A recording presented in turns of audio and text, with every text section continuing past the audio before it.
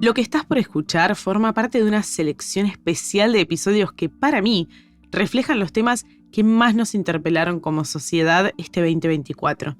Temas que tocaron nuestras fibras más profundas, que nos hicieron pensar una y otra vez en la importancia de cuidar nuestra mente.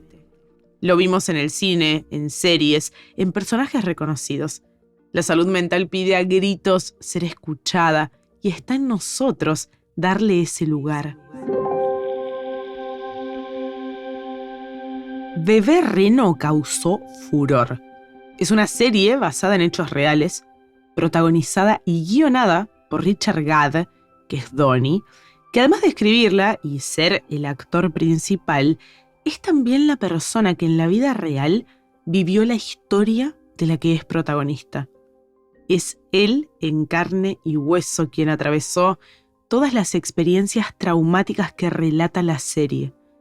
Tengo que advertirte que si no la viste, se vienen algunos spoilers. Bebé Reno es una serie sobre acoso, abuso. Me fascinaron un montón de cosas sobre la serie. La primera es que marca una diferencia radical con el resto de las historias que hablan de este tema. Suele pasar que en las historias de abuso siempre hay un hombre que acosa a una mujer. Esta serie rompe con eso y da vuelta a la cuestión. Bebé Reno es la historia de un hombre, Donnie. Es un comediante inglés que busca triunfar en el mundo del espectáculo. Para costear sus gastos, mientras tanto trabaja en un bar de Londres. Un día llega al bar una mujer que está triste, desanimada, y se sienta en la barra. Donnie le pregunta, ¿qué querés tomar? Ella le dice que no tiene dinero para pagar nada. Entonces Donnie, como la ve desanimada, le ofrece un té y le dice que ese té corre por cuenta de la casa. A partir de ese momento, todo cambia. Marta, esta mujer que llegó al bar, empieza a visitar a Donnie todos los días. Aparece en el bar desde que Donnie entra a trabajar hasta que cumple toda su jornada laboral. Y no para de hablarle todo el tiempo. La cosa se va volviendo cada vez más oscura. Marta consigue el correo electrónico de Donnie y empieza a enviarle muchísimos mensajes anónimos y empieza a ocupar cada uno de los espacios en los que Donnie circula, cada vez de forma más y más intensa. ¿Y Donnie qué hace al respecto? Bueno, aunque no se sentía cómodo con la situación, la verdad es que no vemos que haga mucho al respecto de esto. Es más, en un momento empezamos a ver que hay algo que a él quizás le gusta de la situación, algo que le atrae, o al menos no pone el límite que la mayoría de nosotros como audiencia quizás esperaría. A mí me pasó, y a varios amigos y amigas también, de encontrar preguntándome ¿por qué Donnie sigue hablando con ella? ¿Por qué acepta que Marta haga todo lo que hace? ¿Por qué no es capaz de poner un límite? ¿Por qué no hace algo para cortar el juego macabro que le propone Marta? La serie, de una manera muy entretenida, nos explica por qué. Los traumas de Donnie entran en un juego y ahí empezamos a entenderlo todo. Donnie tiene una historia, un pasado, que marca su manera de ver el mundo y de entender este mundo.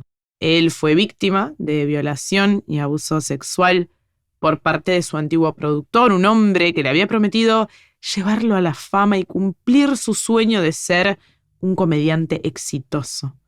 Claro, esto marca un antes y un después en la vida de este personaje. Y la verdad es que vemos el trauma en cada decisión que él toma. Bebé Reno nos muestra el antes, el durante y el después del trauma. Nos muestra las decisiones poco sanas, casi tóxicas, que puede que tomemos si nos comanda un pasado traumático. Es una invitación a entender que el único camino para sanar es hablando, pidiendo ayuda.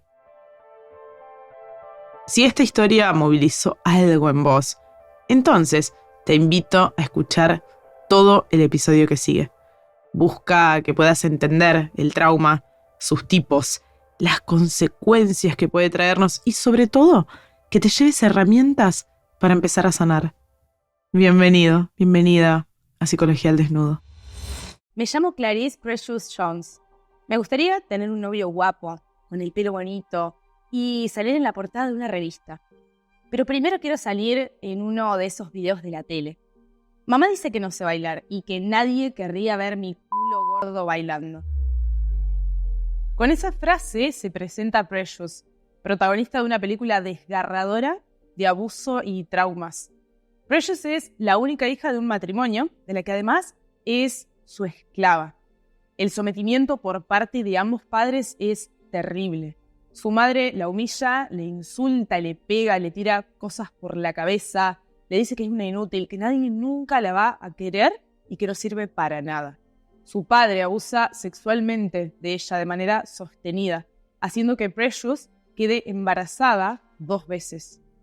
Estoy tirada en el piso porque mi mamá me golpeó. No puedo evitar acordarme de la última vez que mi papá me violó. Tuve mi primer bebé, fruto de esas violaciones, en el piso de la cocina, con mi mamá dándome patadas. Su mamá la envidia porque su marido le dio a Precious más hijos que los que le dio a ella.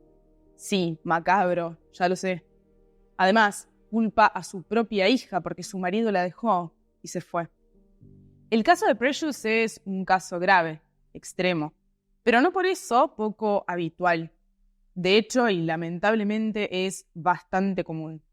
Pero no es necesario ser Precious o un soldado que vuelve de la guerra, ni haber visitado un campo de refugiados en Siria para encontrar el trauma. Los traumas, los más leves, los más graves, nos pasan a todos.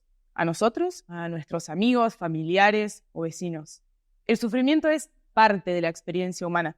Todos somos vulnerables al trauma. Nadie está exento de experimentarlo y por eso es que necesitamos entenderlo. ¿Qué es un trauma? ¿Todo lo que duele es traumático? ¿O solamente los eventos que son muy graves? ¿Cómo sé si yo padecí un trauma? ¿Y qué hago con mi trauma si quiero sanarlo? Hoy nos metemos en el ojo de la tormenta. El trauma desde adentro. Esto es Psicología al Desnudo, el podcast de salud mental de Psi Mamoliti. Soy Marina Mamoliti, psicóloga clínica. Y en esta nueva temporada sumamos video para que además de escucharnos, podamos vernos cara a cara, estar más cerca. ¿Buscas un cambio? Llegaste al lugar indicado. En el episodio de hoy, sanar el trauma, de la oscuridad a la luz. En los años 90, el Centro para el Control de Enfermedades de Estados Unidos descubrió una situación de riesgo que causaba 7 de cada 10 muertes en ese país. Los investigadores comprobaron que en dosis altas, esta situación tiene efectos en el cuerpo que son tremendos. Afecta al desarrollo del cerebro, al sistema inmunológico, al sistema endocrino e incluso a nuestro ADN. Dicho de otra manera, las personas expuestas a dosis muy altas de esta situación tienen 3 veces más probabilidades de morir de enfermedades al corazón o cáncer de pulmón. Y su esperanza de vida se reduce unos 20 años. Sin embargo, a pesar de todos estos datos, todavía hoy los profesionales de la salud no estamos tan preparados para detectar esta situación en un examen de rutina ni para su tratamiento. No hablo de pesticidas, de productos químicos envasados, ni de tabaco o drogas peligrosas. Hablo del trauma. Este mismo estudio presentó cifras espeluznantes. En Estados Unidos, 1 de cada 5 adultos sufrió abusos sexuales de niño. 1 de cada 4 fue maltratado físicamente por algunos de sus progenitores hasta el punto de dejarle marcas en el cuerpo. Y 1 de cada 3 parejas recurre a la violencia física. Lamentablemente, en América Latina no hay tanta diferencia. Un estudio de UNICEF del 2021 revela que 1 de cada 6 niñas y 1 de cada 10 niños fue abusado sexualmente. Y 2 de cada 3 niños vive violencia en el hogar. 1/4 de nosotros creció con familiares alcohólicos y 1 de cada 8 fue testigo de cómo le pegaban a su madre. Escuchamos por todos lados que si tenés una infancia difícil, probablemente seas más propenso a fumar, a beber y a hacer cosas que arruinan tu salud. Nos dicen, pero eso no es ciencia, es solo un mal comportamiento tuyo. Error. Ahí es exactamente donde interviene la ciencia.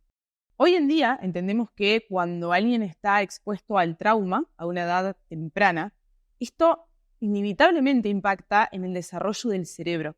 Afecta áreas como el centro de placer y recompensa, que es el mismo que está involucrado en las drogodependencias. O inhibe la corteza prefrontal, que es la que nos ayuda a controlar los impulsos y es un área clave para el aprendizaje. De hecho, en una resonancia magnética se puede ver cómo afecta también a la amígdala, que es la parte del cerebro que se encarga de regular el miedo. En definitiva, contamos con razones neurológicas reales de por qué la gente expuesta a altas dosis de trauma es más propensa a comportamientos de alto riesgo, a caer en adicciones o en hábitos autodestructivos. Esto prende una alerta. Tenemos que saber qué hacer con el trauma para poder abordarlo de manera sana y que no marque el rumbo de nuestras vidas. Todo el mundo habla de trauma. Escuchamos seguido frases como, esto me traumó, aquello me generó un trauma, no, esa chica está traumada, déjalo, es que está traumado. Usamos esta palabra indiscriminadamente. ¿Pero qué es realmente el trauma para la psicología hoy? Empecemos por definirlo. Pierre Janet, psicólogo francés, dijo en 1919 que el trauma psicológico es el resultado de la exposición a un acontecimiento estresante, inevitable, que sobrepasa los mecanismos de afrontamiento de la persona. Es decir, cuando un evento inesperado, a modo de choque emocional, nos abruma por completo y sobrepasa nuestras capacidades para enfrentarlo. El trauma surge cuando experimentamos una situación de amenaza que es desconocida y es peligrosa y además para la que no estamos preparados. Alguna situación que sobrepasa todos nuestros recursos. Todas las herramientas que teníamos hasta el momento para resolver situaciones nos dejan de ser útiles, ya no nos sirven para simbolizar esto que está pasando. La consecuencia es una reacción que no permite gestionar la situación, se vuelve insoportable, intolerable, nos destruye. Vamos a rastrear de dónde viene el término.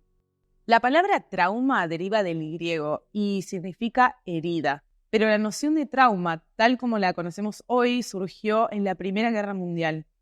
En ese momento apareció el término de shell shock, o neurosis de guerra en español, que aludía a las reacciones de los soldados en el frente de batalla. Es decir, cuáles eran sus respuestas frente a las explosiones de las minas, de las granadas, o al ser testigo de las muertes horribles de sus amigos o compañeros. Los estudios mostraron que todo esto les provocó sordera, temblores, incapacidad para caminar o para mantenerse de pie, pérdidas de la conciencia, pseudoconvulsiones e incluso estados de mutismo. Los hombres volvían de la guerra y habían dejado de hablar. Abraham Gardiner fue el psicoanalista que trató a los veteranos de la Primera Guerra Mundial y logró estos aportes revolucionarios al concepto de trauma.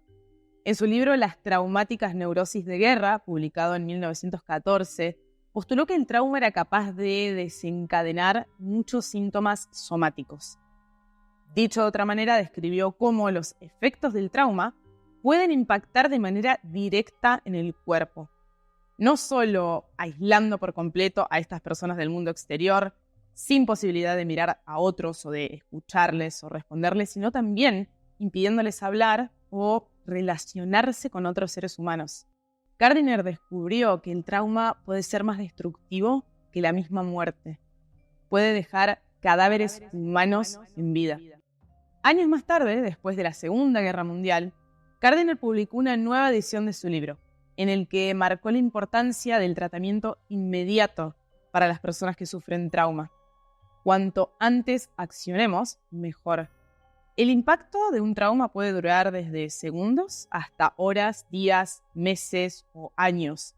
Puede ocurrir por un único evento, como un accidente de tránsito o un desastre natural, o por eventos repetitivos, una guerra larga o abuso o maltrato familiar sostenido. Puede generar consecuencias físicas, psicológicas y sociales, tanto a nivel individual como colectivo, a corto plazo y a larguísimo plazo. En fin, puede originar desde síntomas emocionales aislados hasta todo un cuadro psicótico que modifique la vida de una persona por completo. Vamos más profundo. Cuando las personas piensan en el trauma, por lo general se imaginan una experiencia concreta y mortífera, como un desastre natural o un ataque violento. Situaciones límite. Esos son los traumas que muchos psicólogos llaman traumas con T mayúscula. Acontecimientos inesperados y con un enorme impacto emocional que destruyen cualquier intento que hagamos por resolver la situación. Afortunadamente, estos traumas son los menos comunes. Pero también existen traumas con T minúscula, que son mucho más habituales e incluso pueden llegar a ser más peligrosos, porque no los identificamos como traumas a simple vista. Son los que yo llamo traumas de la vida cotidiana. Y se trata de situaciones que en apariencia son pequeñas, pero que al repetirse una y otra vez terminan dañando nuestros recursos para enfrentar la vida. Como una gota que cae sobre una roca y la va erosionando a lo largo del tiempo. Son traumas acumulativos.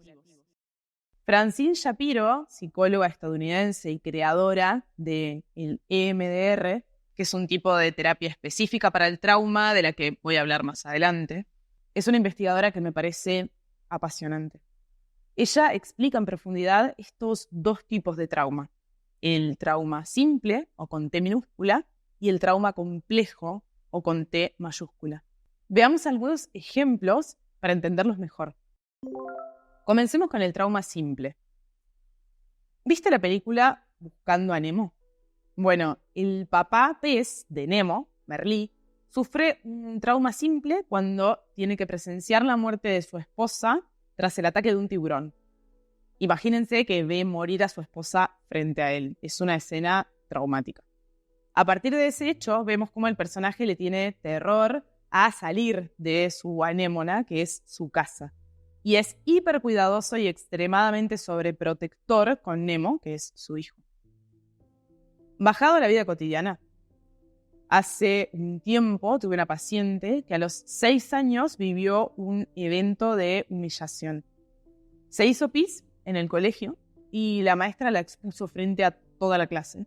La obligó a pasar al frente para mostrarle a todos sus compañeros que eso no se tenía que hacer, que eso estaba mal, y la mandó al baño a que se limpiara sola. Esa escena llegó a su conciencia después de trabajar por meses y meses, tanto en su sensación de asco y odio hacia ella misma, como en su imposibilidad para hablar con personas desconocidas porque tenía una vergüenza excesiva. El trauma afecta lo que pensamos de nosotros mismos. En este caso, su inseguridad para relacionarse con otros estaba anclada directamente a ese evento traumático de su infancia. Los traumas simples son sutiles, poco graves, pero igualmente generan heridas emocionales profundas. Ahora veamos el trauma complejo. Son traumas causados por alguna experiencia puntual muy grave o por alguna situación grave que es crónica y repetitiva. ¿Viste la película The Room o La Habitación?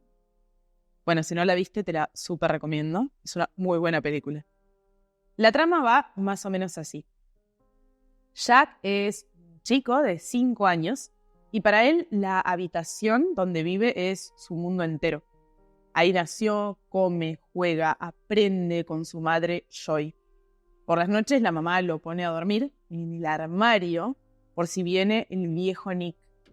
La habitación es el hogar de Jack, mientras que para Joy, su madre, es el cubículo donde lleva 7 años encerrada, secuestrada desde los 19. Joy se las ingenió para crear en ese reducido espacio una vida para su hijo. Y su amor por él es lo único que le permite soportar lo insoportable. Pero a medida que Jack crece, su curiosidad va en aumento, a la par que la desesperación de su mamá. Ella sabe que la habitación no va a poder contener ambas cosas por mucho tiempo más.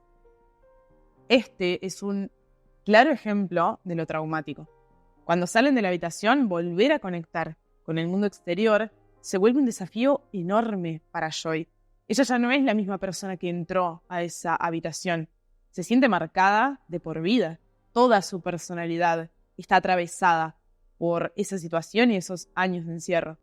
Algo que me apasiona de esta película es que nos muestra que incluso frente a los traumas más complejos, las personas somos capaces de reinventarnos, de hacer uso de nuestra resiliencia para construir una vida valiosa.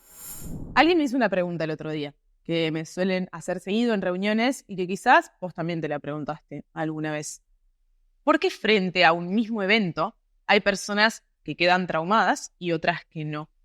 Veamos, es común ver dos personas que, sometidas a la misma experiencia traumática, toman rumbos diferentes. Puede que una de ellas consiga llevar una vida normal, pero la otra desarrolle una depresión grave o un trastorno de estrés postraumático. Esto se debe en parte a lo que en psicología clínica se conoce como diátesis-estrés, es decir, la combinación de estrés y la sensibilidad de cada persona ante ese estrés. Y no hay un único patrón. Cada persona es diferente. Las respuestas frente a una misma situación varían radicalmente según la historia de vida de la persona, los factores biológicos que la marquen, su contexto social, es decir, la cultura, las creencias y su sistema de apoyo, si hay personas valiosas que lo acompañan o no. El momento de vida en el que esté, no es lo mismo sufrir un trauma siendo niño, siendo adolescente o siendo adulto, y el significado que tome el hecho traumático. Eso va a depender del tipo y de la intensidad de lo que le haya pasado, de quién lo haya hecho, de qué relación tenemos con esa persona, de si es intencional o accidental, o si fue algo externo como una catástrofe natural, por ejemplo, entre muchas otras cosas. Ahora, aunque es cierto que cada persona reacciona diferente a las mismas situaciones traumáticas, sí existen reacciones, síntomas comunes a la mayoría de personas. Síntomas postraumáticos, es decir, que ocurren después y a consecuencia del evento traumático. Las personas suelen tener pensamientos catastróficos, ansiedad, sensación de hipervigilancia o de confusión. Aparece cierta dificultad para concentrarse, pesadillas o insomnio por las noches. Puede sentirse angustia, intranquilidad o aparecer enojos constantes o mucha tristeza o melancolía, quizás acompañada de estados depresivos, culpa, vergüenza, resentimiento y hasta odio. A nivel de la conducta, puede que aparezca la necesidad de aislarse o de rodearse solamente de personas que entiendan la situación, o el aumento del consumo de tabaco, de alcohol o de otras sustancias. Muchas veces también notamos un lenguaje acelerado y la necesidad de hablar una y otra vez sobre lo que pasó, o el otro extremo, negarse por completo a hablar de eso. Y a nivel físico puede aparecer fatiga, falta de apetito, llanto, migraña, taquicardia o bruxismo, tensión muscular, escalofríos, mareos, gastritis. Un montón de síntomas, ¿no? Eso demuestra que los eventos traumáticos no son algo a tomar a la ligera. Dejan marcas que nos atraviesan y necesitamos ocuparnos de ellos para poder sentirnos bien. Y la cantidad de síntomas va a ir variando según cuándo haya sucedido el trauma. Cuanto más temprano, más terrible. Si ocurrió en la infancia, en la adolescencia, el impacto siempre va a ser mayor que si nos pasa de adultos, porque de niños todavía estamos aprendiendo. En ese momento se define cómo nos vamos a comportar con los demás en el futuro. Si el evento sucede cuando somos chicos, incorporamos el trauma como uno de los modelos de conducta que nos va a acompañar durante toda la vida. El trauma hace que deseemos el contacto físico, pero al mismo tiempo le tengamos terror. Cuando hay trauma, el cerebro usa mecanismos como la disociación para soportar lo terrible de la situación, es decir, la desconexión de la persona con lo que pasa. Una sensación de, esto lo vivió otra persona, no lo viví yo. Necesitaría un episodio entero para hablar de los mecanismos del trauma. Lo que sí puedo decir ahora es que cargando con todos estos mecanismos, queda muy poca capacidad para la existencia. Estar traumatizado no es solo estar atascado en el pasado, sino también no poder estar en el presente. Hay gente que le escapa a la angustia. Dale, no te pongas mal. Salí, hace, anda, vení, dale, deja de llorar. Lo que no sabemos es que, por lo general, lo que evita que el trauma se agrave es justamente la angustia. Sí, esa emoción que tiene tanta mala prensa, tanta mala fama.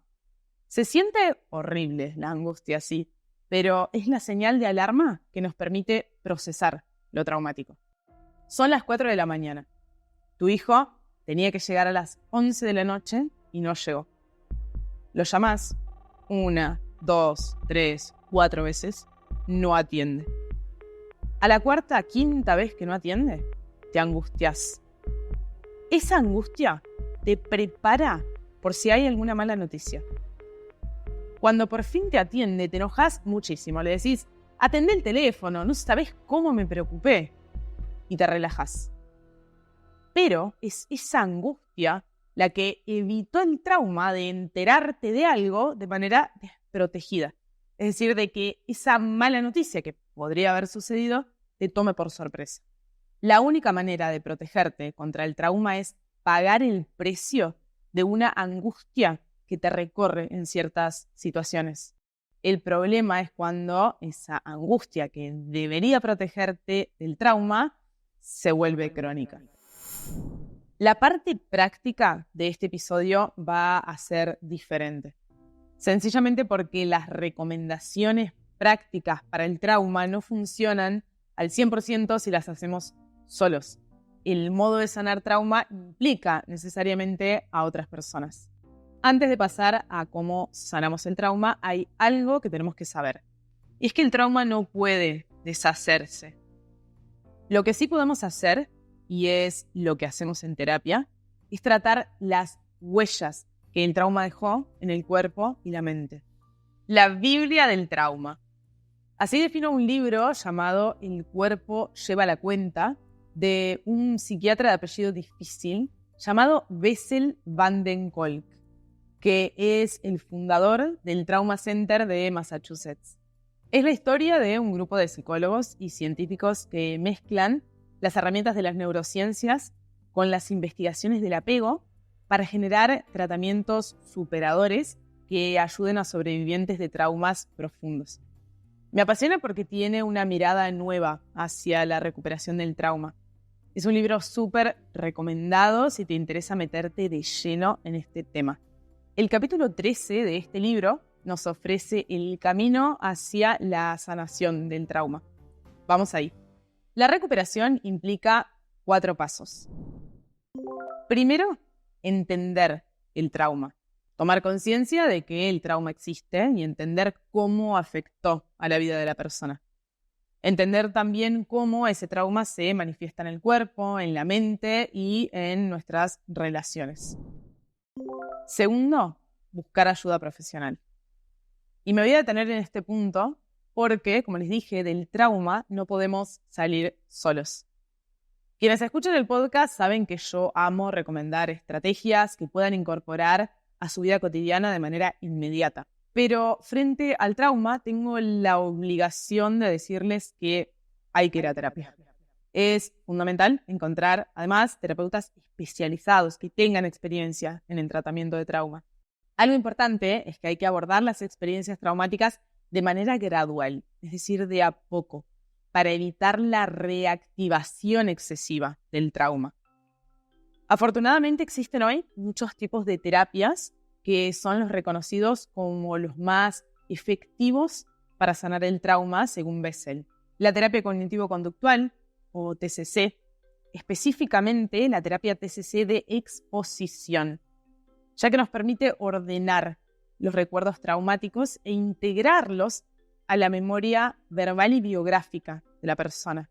La terapia EMDR, cuyas siglas en español significan desensibilización y reprocesamiento por movimientos oculares, fue creada por Francine Shapiro y es hoy un abordaje terapéutico en sí mismo, es realmente súper poderoso.